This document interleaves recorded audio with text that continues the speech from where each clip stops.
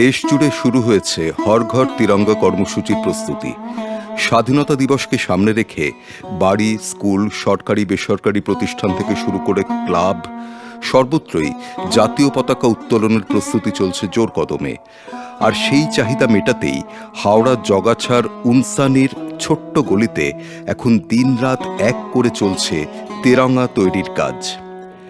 একসময় শুধুমাত্র স্বাধীনতা দিবস ও সাধারণতন্ত্র দিবসকে কেন্দ্র করেই ব্যস্ততা দেখা যেত, কিন্তু গত কয়েক বছরে হর ঘর তিরঙ্গা কর্মসূচির ফলে জাতীয় পতাকার চাহিদা আরও বেড়েছে। সেই বাড়তি চাহিদা সামাল দিতেই এখন কারখানাগুলিতে সকাল থেকে গভীর রাত পর্যন্ত চলছে সেলাই, কাটিং ও প্যাকিং। উনসানির জাতীয় পতাকা তৈরি শিল্প বহু দশকের পুরনো।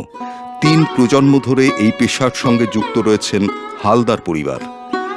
বর্তমান প্রজন্মের রাজু হালদার বলেন, এখানকার কারিগরদের তৈরি জাতীয় পতাকা শুধু পশ্চিমবঙ্গ নয়, বিহার, ওড়িশা, ঝাড়খণ্ড, অসম, ত্রিপুরা সহ দেশের বিভিন্ন রাজ্যে পাঠানো হয়। ট্রেন ও পরিবহন সংস্থার মাধ্যমে হাজার হাজার পতাকা পৌঁছে যায় বিভিন্ন প্রান্তে। আজ থেকে 5-6 মাস থেকে একটানাই কাজ চলে যাচ্ছে আমাদের।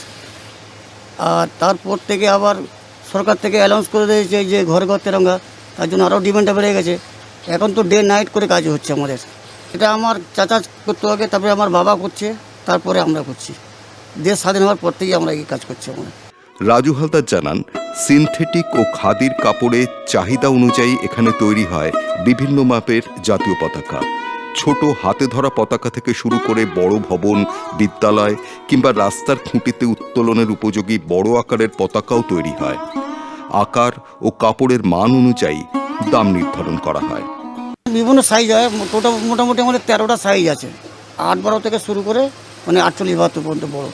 বিভিন্ন রাজ্যে চলে যায় আমাদের, আসাম, বিহার, ঝাড়খণ্ড, উড়িষ্যা, আমাদের বাংলা তো আছি। কাঁচামাল তো সুরাট থেকে আসে, আহমেদাবাদ থেকে আসে। কাঁচামাল একটু ক্যাসিস চলছে, ওখানে বন্যা দূর হয়েছে, যার জন্য একটু মালও কম আসছে। কাঁচামালের একটু ক্যাসিস আছে। হাওড়ায় একের পর এক কারখানা বন্ধ থাকায় বহু শ্রমিক কাজ হারিয়েছেন, কিন্তু বর্তমানে হর ঘর তিরঙ্গা কর্মসূচির ফলে নতুন করে প্রাণ ফিরে পেয়েছে এই শিল্প। কারিগররা জানান, জাতীয় পতাকার চাহিদা বাড়ায় তাদের ব্যস্ততাও বেড়েছে। কর্মসংস্থানের পাশাপাশি দেশপ্রেমের জন্য কাজ করতে পেরে খুবই ভালো লাগছে। প্রথমে দাদা কাটিং করে এখানে মালটা চলে আসলো।